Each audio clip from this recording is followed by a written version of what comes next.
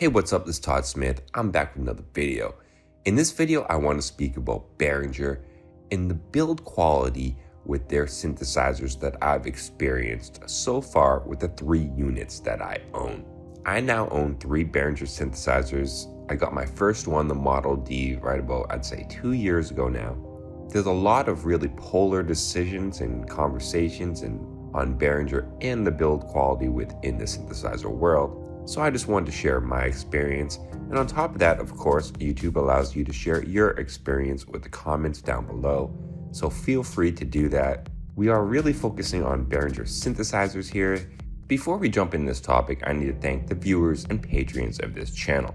Without your views, support, Patreon support, going to my Bandcamp and listening to my music, maybe supporting it that way, all these various lanes of support really help motivate, push me forward. Everything down to just the general views helps. Thank you so much. Jumping back into Behringer, in my opinion on the synthesizer build quality that you're seeing right now from them.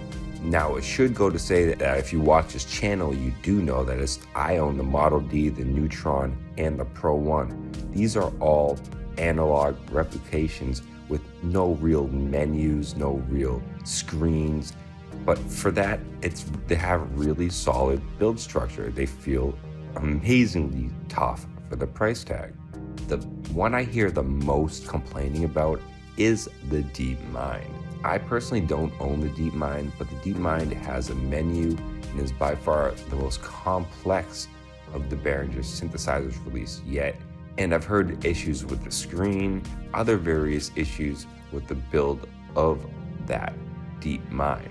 If you do own a DeepMind 12 or DeepMind 6 or something of that nature, I would love to hear your opinion in the comments down below if you've had any experience with it, because the DeepMind is actually something I would consider in the future. But beyond the DeepMind, I haven't really heard a bunch of horror stories about other analog gear that has come out by Behringer. In general, most of the stories are very positive over negative. And again, I've had absolutely no bad experiences with the 3 units I own in the 2 years I've owned them. So the real question is the quality on the next upcoming bigger projects from Behringer when they get into bigger keyboards and bigger concepts. The CS80 and those bigger keyboards, will they hold the same build quality that you see in these Model D and the Neutron? And I'm not trying to say Behringer is going to be failing in this, but I'm saying it's a big test.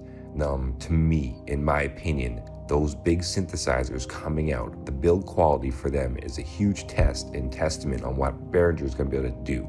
So it'll be very interesting to see just how good the CS80 is and how big that UB is when it comes to build quality. Again, this is all my opinion, my experience, and how I'm viewing things. Love to know your opinion. Thank you so much for watching. Stay positive, stay creative, support each other. In peace.